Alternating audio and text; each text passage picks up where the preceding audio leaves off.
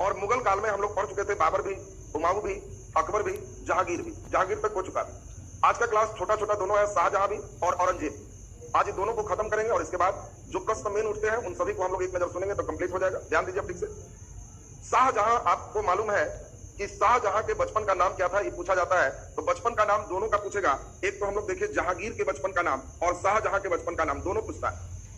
तो आपको बताए थे कि जहांगीर के बचपन का नाम सलीम था, क्योंकि अकबर को संतान नहीं हो रहे थे, शेख सलीम चिश्ती के दरगाह गए थे और वहीं से उनके आशीर्वाद से हुआ। तो जहांगीर के बचपन का नाम सलीम है और शाहजहां के बचपन का नाम खुर्रम। तो दोनों के बचपन का नाम आपको ध्यान रखना है। जहांगीर बोलेंगे तो सलीम और शाहजहां बोलेंगे तो खुर्रम। जहांगीर बोलेंगे तो आपको ध्यान रखना है कि इसके समय सबसे ज्यादा चित्रकला का डेवलपमेंट और शाहजहां बोलेंगे तो इसके समय सबसे ज्यादा स्थापत्य का डेवलपमेंट, यानी बनावट सबसे ज्यादा शाहजहां के पीरियड में हुआ और चित्रकला का सबसे ज्यादा विकास ये जहांगीर के पीरियड में हुआ। दोनों का विकास डेवलपमेंट आपको दिमाग में सेट कर लेना है।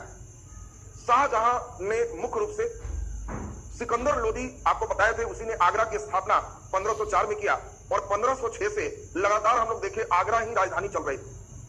इन लोग की भी राजधानी मुगल का आगरा ही था, लेकिन शाहजहां अब नए निर्माण दिल्ली में किए। दिल्ली में जो लाल किला आप देख रहे हो शाहजहां का ही बनाया हुआ है। लाल किला के सामने बहुत बड़ा मस्जिद, जामा मस्जिद देखोगे, शाहजहां का ही बनाया हुआ है। लाल किला के अंदर उसने दीवाने आम, दीवाने खास, ये कई भवन बनाए। कुछ लोग कम समझ पाते दीवाने आम और दीवाने खास का मतलब क्या है। दीवाने आम और दीवाने खास मतलब क्या हुआ, नाम से ही क्लियर है। दीवाने आम का मतलब आम लोगों को मिलने के लिए एक अलग भवन है, खास लोगों से मिलने के लिए अलग भवन। यानी मुगल बादशाह भेंट करेगा और जनरल आदमी आया है तो दीवाने आम में मिलो, और एकदम हाई फाई आदमी आया है तो दीवाने खास में मिलो। तो दीवाने आम, दीवाने खास पहले भी थे, लेकिन वो आगरा में थे। आगरा में भी किला है, लेकिन इसने दिल्ली में उस जगह पे सब किला बना करके अपना सब चीज किया और शाहजहां ने अपनी राजधानी आगरा से दिल्ली स्थानांतरित कर दी। इसके पहले भी राजधानी दिल्ली थी। अब राजधानी से 3 क्वेश्चन आता है, उसको सुन लीजिए तो क्लियर हो जाएगा। सबसे पहले सल्तनत काल में दिल्ली राजधानी किसने बनाया, आपको क्वेश्चन आया तो आंसर होगा इल्तुतमिश। कुतुबुद्दीन ऐबक जो सबसे पहले हम लोग देखेंगे मुस्लिम जो यहाँ पे वंश शुरू हुए, उसका प्रारंभ किया, सल्तनत काल शुरू किया, लेकिन इल्तुतमिश की राजधानी लाहौर रहा और पहली बार दिल्ली राजधानी, सॉरी, कुतुबुद्दीन ऐबक की राजधानी कहां है तो आपका लाहौर। पहली बार दिल्ली राजधानी लाने वाला व्यक्ति कौन है, इल्तुतमिश। लगातार अब राजधानी इल्तुतमिश जो बना दिया दिल्ली, तो सबकी दिल्ली। लेकिन लोदी वंश में सिकंदर लोदी के समय ये राजधानी फिर चेंज होकर यूपी के आगरा में पहुंची। कारण थे कि यहाँ राजपूत शासक के कारण यहाँ विद्रोह थोड़ा बढ़े हुए थे और इसीलिए इसने दिल्ली से हटाकर आगरा आने का निर्णय लिया ताकि नीचे ज्यादा ध्यान दिया जा सके। और फिर 1506 में हम लोग देखेंगे आगरा कैपिटल सेट हो गया। शाहजहां के समय फिर आगरा से ही कैपिटल उठ करके दिल्ली चला गया। तो आपको ध्यान रखना है, कुतुबुद्दीन ऐबक तो लाहौर, इल्तुतमिश तो दिल्ली, फिर हम लोग देखे सिकंदर लोदी तो दिल्ली से आगरा और फिर शाहजहां तो आगरा से दिल्ली। इसके पहले अकबर के समय मेन आगरा के बगल में एक पूरे शहर बसाया गया था और वही कैपिटल बन गया था और उसी का नाम था फतेहपुर सीकरी। और फतेहपुर सीकरी मान के चलो आगरा के नजदीक ही है, वहां से दिल्ली राजधानी इसका सेट हो। इस समय अब एक बहुत महत्वपूर्ण चीज है, स्थापत्य के समय और सब चीज शाहजहां के लिए स्थापत्य का स्वर्ण काल माना जाता है। इतना निर्माण कोई मुगल बादशाह ने नहीं किया जितना अकेले शाहजहां किया। इसने अपने बैठने के लिए जो कुर्सी बनाया, उस कुर्सी का नाम आप जानते होंगे मयूर सिंहासन। मयूर सिंहासन, इस कुर्सी को तख्ते ताउस कहते थे, तख्ते ताउस। अब सोचो कि तख्ते ताउस मयूर सिंहासन जो शाहजहां कुर्सी बनवाया, वो कुर्सी उस जमाने में 1 करोड़ रुपए की थी और 1 करोड़ का एक कुर्सी है जिस पर ही बैठेगा। इसमें कोहिनूर हीरा तक जड़ा हुआ है। और स्टैंडर्ड परीक्षा दोगे तो ये भी पूछेगा कि मयूर सिंहासन किसमें रखा गया था, दीवाने आम में कि दीवाने खास। अब आपको सोचना होगा कि इतना महंगा कुर्सी कहां पे रखेगा, दीवाने आम की दीवाने खास, तो आंसर दीवाने आम होता है। अब इसमें जो महत्वपूर्ण चीज है उसको एक बार सुनिए। हम लोगों ने देखा कि शाहजहां के बचपन का नाम खुर्रम है। इसने कैपिटल को आगरा से दिल्ली स्थानांतरित कर लिया और उसके बाद लगातार मेन सेंटर दिल्ली बन गया, जो बन गया आज तक मेन सेंटर दिल्ली। इसके पत्नी का नाम पूछेगा तो ये आसफ खां की बेटी है अजुर्मन बानो। आसफ खां कौन है, पिछले क्लास में समझाए थे, नूरजहां के भाई। आपको बताया थे कि नूरजहां बाले बच्चे पूरे खानदान से आ गया था किसके समय, जहांगीर के समय। जहांगीर के समय नूरजहां सब पूरे खानदान लेके अपना पहुंच गई, वहीं रहने लगी। नूरजहां गुट के नाम से जाना गया। और आसफ खां की बेटी थी अजुर्मन बानो। नूरजहां की बेटी आपको बताए थे लाडली बेगम, और अजुर्मन बानो बेगम से विवाह हुआ शाहजहां। और शाहजहां इसी को अजुर्मन बानो नहीं कहके इसी को मुमताज कहता था। और इसी मुमताज के मरने पर उसने आगरा में यमुना के किनारे मुमताज के मरने पर ताजमहल बनवाया। तो आपको पूछा जाएगा ताजमहल किसके यादगार में बना, तो कई बार चॉइस में मुमताज नहीं भेंट हो, नूरजहां भेंट होगा, आपको अजुर्मन बानो भेंट हो। तो ध्यान रखना है, अजुर्मन बानो का ही नाम मुमताज महल है और मुमताज महल अजुर्मन बानो के यादगार में ही ताजमहल बनवाए शाहजहां। शाहजहां का काल मुगल काल का और स्थापत्य का स्वर्ण काल माना जाता है। बहुत इंपॉर्टेंट ऑब्जेक्टिव पूछा जाए कि मुगल काल में किसका शासन स्वर्ण काल माना गया, तो शाहजहां, क्योंकि सबसे ज्यादा डेवलपमेंट शाहजहां के समय ही हुआ। और सब स्थापत्य का स्वर्ण काल तो ये भी शाहजहां होगा। लेकिन अगर चित्रकला का स्वर्ण काल तो आंसर जहांगीर हो जाएगा। आपको ध्यान रखना, स्थापत्य बोलेगा तब तो शाहजहां, और अगर आपको बोल दिया चित्रकला तो जहांगीर हो जाएगा। और शाहजहां के द्वारा बनाए गए प्रमुख निर्माण हम लोग देख लिए। ताजमहल इसी ने बनवाया, लाल किला, दीवाने आम, दीवाने खास, जामा मस्जिद, ये सब बाकी निर्माण एक साथ हम लोग पढ़ेंगे। ये सब शाहजहां का बनवाया हुआ। शाहजहां बहुत बढ़िया से ठीक ठाक से शासन कर रहे थे। इसके एक प्रमुख बेटा है जिस बेटे का नाम है दारा शिकोह, और एक छोटका बेटा है, उससे इसकी पटरी कम होती थी, इसीलिए वो छोटका को दक्कन का सूबेदार बनाया, उसका नाम है औरंगजेब। राजा जिसको ज्यादा मानता था बगल में ही रखता था, तो दारा शिकोह इसका बड़ा बेटा है। और शाहजहां को दारा शिकोह से बहुत लगाव था। दारा शिकोह एकमात्र मुगल बादशाह है जो खुद इतना विद्वान है कि संस्कृत को फारसी में खुद लिख रहा है, और इसमें उपनिषदों का, जो उपनिषद में कठिन संस्कृत होते हैं, उस उपनिषदों का सिर्रे अकबर नाम से फारसी अनुवाद किया। तो सिर्रे अकबर के नाम से उपनिषद का फारसी अनुवाद दारा शिकोह की। दारा के बारे में द्वितीय इसको अकबर कहा जाता है कि अकबर के जैसा ही दयालु है, अकबर के ही सभी धर्म को लेकर चलने वाला है। अगर दारा शिकोह हेड बनता तो भारत की फिजा अलग होती, ऐसा कई इतिहासकार कहते। तो दारा शिकोह बड़ा बेटा है। इसी की एक बेटी है जिसका नाम है जहां आरा। अब जहां आरा जो है, ये भाई औरंगजेब से इसकी पटरी ज्यादा होती। अब एक बार की बात है कि शाहजहां की तबीयत बहुत खराब हो गई, इतनी खराब कि जो राजवैद्य थे वो भी कह दिए कि अब बचाना मुश्किल। अब जब राजवैद्य कह दिए कि बचाना मुश्किल है, तो जहां आरा अपने भाई औरंगजेब को खत लिख दी कि अबू की तबीयत बहुत खराब है, बचना मुश्किल है, अगर तुमको राजा बनना है तो मौका अच्छा है, हमला करो, और नहीं तो दारा शिकोह राजा बन जाएगा। बड़ा तो वही था। और इसी कारण से अभी सोचो, शाहजहां की तबीयत खराब है, उसी बीच औरंगजेब अपनी पूरी सेना लेकर के चल दिया। और मध्य प्रदेश में एक जगह है धर्मट, फिर यूपी में जब आओगे तो एक जगह है सामूगढ़। दो लड़ाई इसमें बहुत फेमस है, एक धर्मट का युद्ध और दूसरा सामूगढ़ का युद्ध। और धर्मट की लड़ाई में औरंगजेब शाही सेना जो पूरे आए थे, उस पूरे सेना को पराजित करके स्वयं दिल्ली कब्जा कर लिया और जल्दी जल्दी अपना राज्याभिषेक कर लिया। डर से दारा शिकोह भागा हुआ है। शाहजहां की तबीयत तो खराब है, तो बेचारे बेड पर मरनासन है। और यहाँ पे औरंगजेब धर्मट युद्ध के बाद कब्जा कर लिया। एक लड़ाई फिर इसने लड़ा, सामूगढ़ का युद्ध, और सामूगढ़ के युद्ध में इसने दारा शिकोह की हत्या कर दी। कहा जाता है कि दारा शिकोह के मुड़ी काट दिया और दिल्ली में उसको लटका दिया गर्दन को कि देखो इसको हम मार दिए। और हुमायूं के मकबरा में ही दारा शिकोह को दफनाया गया। अभी इस पर रिसर्च चल रहा, क्योंकि जिस व्यक्ति ने उपनिषदों का इतना अनुवाद किया, जो व्यक्ति बहुत ज्यादा फेमस रहा, उस व्यक्ति का दरगाह नहीं, कब्रगाह नहीं मिला है कौन। अब इसकी जांच की जा रही है कि हुमायूं के जो यहाँ पर दिल्ली में मकबरा है, उसमें कई लोगों को दफनाया गया। तो अब इधर मशीन से जांच हो रहा है, अभी तक पता नहीं लगा है, जांच चल रहा है कि दारा शिकोह का कब्र कौन वाला। और उसमें एक योजना है कि उसको घेर करके और बढ़िया बनाया जाएगा, क्योंकि मुगल बादशाह में ही बहुत बढ़िया रहा है। तुम्हारे मन में भी आ रहा होगा कि तो पता कैसे चले। तो सभी कब्र का सोचिए स्कैन किए जा रहे हैं हाई टेक्नोलॉजी मशीन से, और खोजा जा रहा है कि कौन ऐसा कब्र में लाश गड़ा गया जिसका सिर नहीं, क्योंकि सिर तो काट करके वर्णन मिलता है कि लटकाया गया, सिर फेंक दिया गया। यानी दारा शिकोह का जो लाश दफनाया गया वो बिना सिर का, और वही खोज हो रहा है कि बिना सिर वाला लाश कौन। और यही सामूगढ़ युद्ध के बाद दारा शिकोह जब मारा गया, तो फिर औरंगजेब एक बार और राज्याभिषेक किया। और आप लोग के लिए एक बहुत इंपॉर्टेंट क्वेश्चन है, कौन ऐसा मुगल बादशाह है जो 2 बार शासक बना? तो आंसर हुमायूं होगा, औरंगजेब नहीं मारा।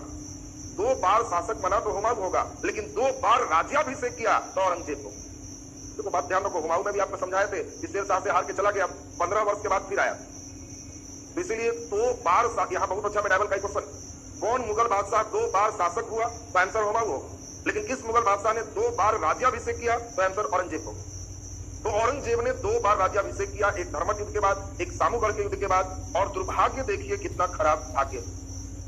शाहजहां की तबीयत खराब हो रही थी, वैद्य भी कह दिया था कि बचना मुश्किल, लेकिन जब उसका बड़ा बेटा के मरने की खबर आई तो शाहजहां की तबीयत ठीक होने लगी। और औरंगजेब को लग गया कि अब तो शाहजहां अगर ठीक हो गए तो हम ठीक नहीं रहेंगे, कारण इनके प्रिय बेटा थे दारा शिकोह, औरंगजेब उसको बेरहमी से मारा था। इसीलिए औरंगजेब एक ऐसा पुत्र नालायक निकला जो अपने पिता को ही आगरा के किले में कैद कर दिया। ताजमहल के सामने आगरा का किला था, वो वहीं कैद कर दिया। और जो शाहजहां 1 करोड़ की कुर्सी बनवाया, जो शाहजहां पूरे सोच सकते हो अपनी पत्नी के यादगार में ताजमहल बनवाया, वो जीवन के अंतिम क्षण जेल में एक कैदी की तरह रोते हुए बिताया। उसने शाहजहां के आंसू में लिखे हैं लेखक कि कई रात भर चांदनी रात में ताजमहल को देखते रह जाता। तो सोच सकते हैं कि औरंगजेब यहीं से भारत का भाग्य पलट रहा है।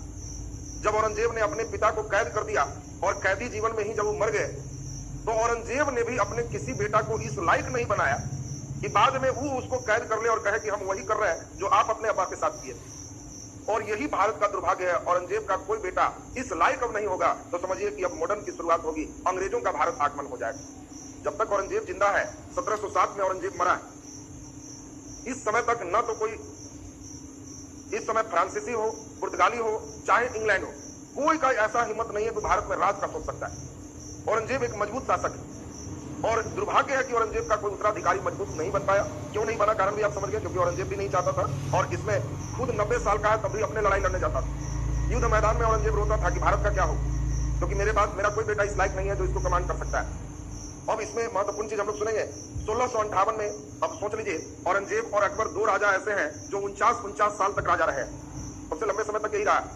अकबर की बात तो समझ में आती है कि अकबर जिस समय राजा बना उस समय अकबर की उम्र बहुत कम थी, मात्र 14 साल, और इसीलिए 49 साल ही राजा भी बना। तो ये बात समझ में आती है कि पहले ही मर गया, इसको और रहना चाहिए था। अकबर मात्र 63 साल में ही मर गए। लेकिन इनको जरा देख लो, बुढ़ारी में राजा बने और 49 साल राजा है। 90 साल के जब ये है तो खुद लड़ाई मैदान में जाता, हाथी पर बैठ के लड़ने।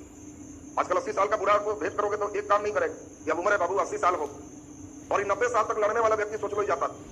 और दोनों लड़ाई आपके लिए इंपॉर्टेंट है। इस लड़ाई को उत्तराधिकार का युद्ध कहते हैं। राजा अगला कौन होगा आपसे पूछा जाएगा। औरंगजेब उत्तराधिकार के किस युद्ध में जीता, तो पहला युद्ध इसका था धर्मट और दूसरा युद्ध इसका था सामूगढ़। पूछा जाएगा धर्मट किस राज्य में है, तो मध्य प्रदेश, और सामूगढ़ किस राज्य में है, तो उत्तर प्रदेश। धर्मट की लड़ाई में इसने शाही सेना को हराया और सामूगढ़ के युद्ध में इसने दारा सिकोह को हरा के मार दिया। और दोनों ही बार इसने राज्याभिषेक किया, इसलिए एकमात्र मुगल बादशाह है जो 2 बार राज्याभिषेक। और चूंकि इसने मारा किसको था, दारा सिकोह। क्यों मारा, क्योंकि दारा सिकोह उपनिषदों का ट्रांसलेशन कर रहा था और हिंदू धर्म को भी बढ़िया धर्म बता रहा था। और औरंगजेब यही चीज मौलवी और मौलाना को कहे कि है तो बड़ा भाई लेकिन खत्म है हिंदू धर्म के पक्ष में, हमारा साथ दीजिए, हम इस्लाम की झंडा फहराए। और इसीलिए जो भी कट्टरपंथी लोग थे उन सभी ने औरंगजेब का साथ दिया। और इसीलिए औरंगजेब जब राजा बना तो पूरे शरीयत के आधार पर इसने नियम कानून लाया और शरीयत के आधार पर इसने शासन किया। यानी दरबार में जो चित्रकार थे उनकी छुट्टी हो गई कि चित्र बनाना इस्लाम धर्म में अलाउ नहीं, संगीतज्ञ थे उनकी छुट्टी हो गई। औरंगजेब के बारे में कहा जाता है कि इसे जिंदा पीर है। पीर बाबा कहते हैं जो एकदम भगवान टाइप के हैं, एकदम शरीयत पर खुद अपना नशा नहीं कर रहा है। ये ऐसा मुगल बादशाह है जो इसने कभी नशा नहीं किया। अकबर सोच रहे होगे तो अकबर तंबाकू का पहला प्रयोग अकबर नहीं किया। तो इसीलिए आपको पूछा जाए कि बताओ किस मुगल बादशाह को जिंदा पीर कहा जाता है, तो वो औरंगजेब है। जिंदा पीर कहने का सेंस क्या है, शरीयत के आधार पर चल। अब एक चीज और बहुत इसमें कंट्राडिक्टी है जिसको समझ ली। सबसे ज्यादा हिंदू मनसबदार की संख्या आपसे पूछा जाएगा तो भी औरंगजेब के समय, ये नहीं कि अकबर के समय हिंदू मनसबदार सबसे ज्यादा हो।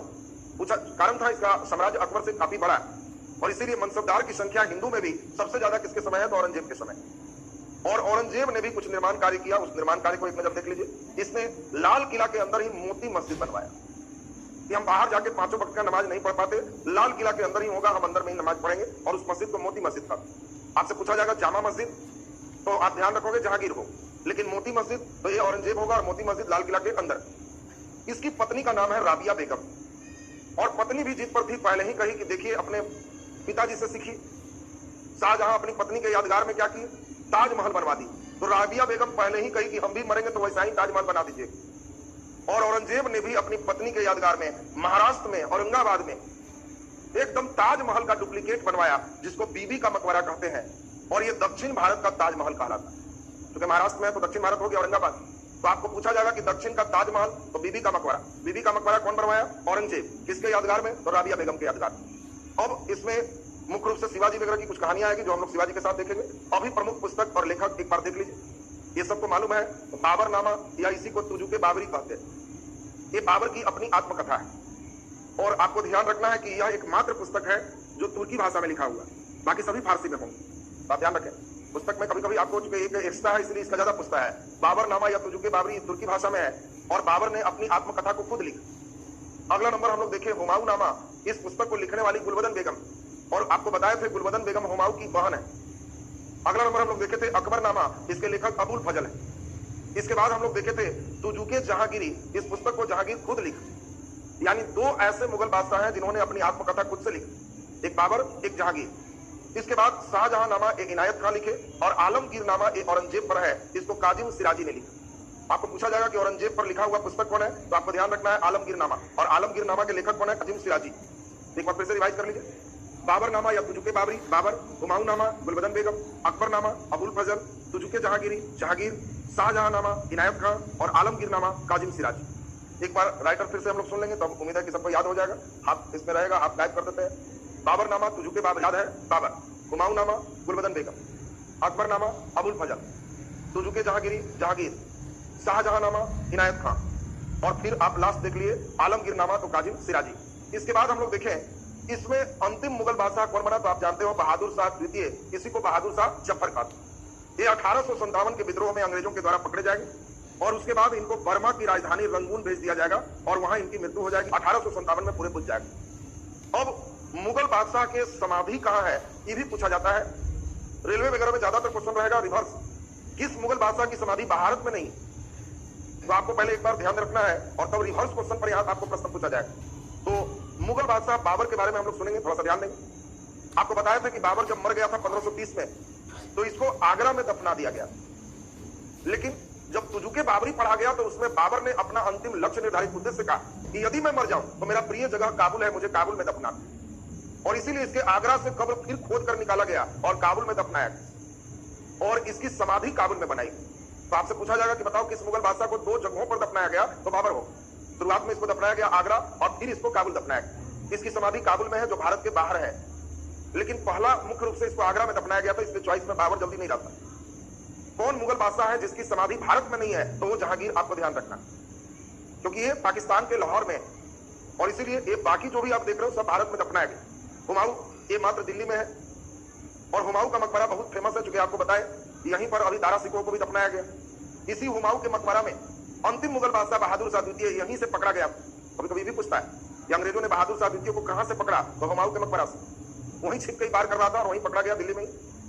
अकबर का मकबरा, इससे भी दो क्वेश्चन आते हैं जिसको एक बार सुन लेंगे।